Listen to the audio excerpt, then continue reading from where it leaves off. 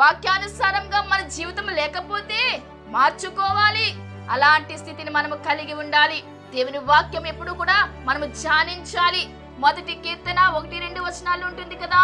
దుష్టుల ఆలోచన చొప్పున నడవక, పాపుల మార్గమున నిలువక, అపహాసకులు కూర్చుండు చోటను కూర్చుండక, యెహోవా ధర్మశాస్త్రమును ఆనందించుచు దివారాత్రులు దాన్ని ధ్యానించువాడు ధన్యుడు అంటుంది.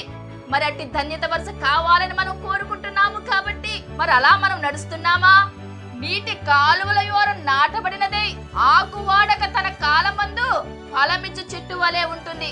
అంటే కాలువల వారన నాటబడిన చెట్టు ఎలాగైతే ఫలాలిచ్చేదిగా ఉంటుందో, మనమును కూడా ఈ బైబిల్ గ్రంథాన్ని చేత పట్టుకుంటున్నాము. చేత పట్టుకున్న మనము దాన్ని చదివి అందులో విషయాలు మనం అర్థం చేసుకొని ఆ చొప్పున మనం నడిస్తే మన జీవితాలు కూడా అలా ఫలభరితంగా మార్చబడతాయి.